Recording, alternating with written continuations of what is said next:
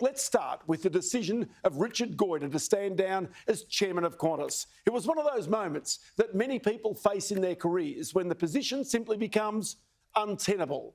If there's any amazement in his decision, it's that it took Goyder so long to realise that he and the Qantas board were part of the problem. The customer disenchantment, the collapse in corporate reputation. You can almost understand it. Qantas in August posted a record profit, $2.5 billion, $1 billion more than its previous record. The airline was saved from COVID. The lightning rod for the public's ire, ex-CEO Alan Joyce, well, he was on his way out.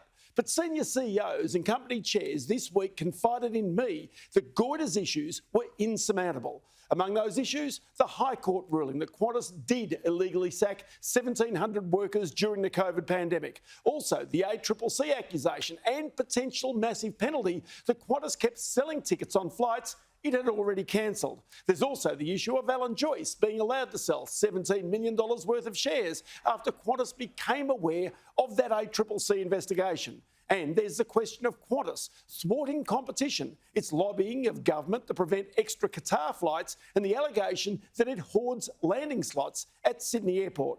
Well, in May this year, when Vanessa Hudson was named as the next Qantas CEO, I spoke with Goyder about senior managers making decisions and sometimes feeling lonely in their job. In hindsight, it's prescient. These are the best jobs going, but there will be times when they'll test you and your resilience will be tested and you'll feel that the world's against you and you're on your own. And you need to be up for that. And in both cases, they are. You having been a chief executive, is the chief executive's role a lonely one? Because the whole world's either against you or... How do you describe that? There are moments.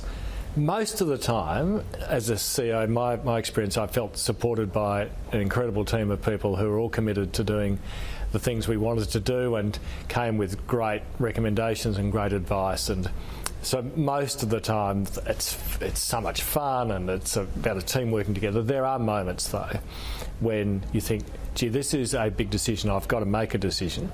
And if we go, there are consequences. And that's when it's a bit lonely.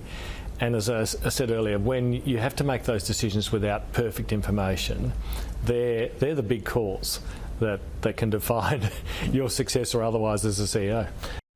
Now, Richard Goyder won't leave Qantas until its annual meeting next year. In other words, more than a year away. But that means he'll also need to face the shareholder anger in just a few weeks' time.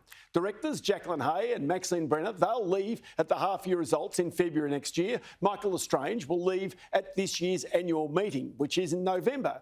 And this is where Richard Goyder is given credit by proxy advisors who recommend to big superannuation funds how they should vote their holdings at annual meetings. Because for having taken so long to realise he was part of the Qantas problem, once he did, Richard Goyder decided to clear the decks for a new chairperson and board to come through and hopefully restore the airline's reputation with investors, staff and passengers. Richard Goyder said, as a board, we acknowledge the significant reputational and customer service issues facing the group and recognise that accountability is required to restore trust.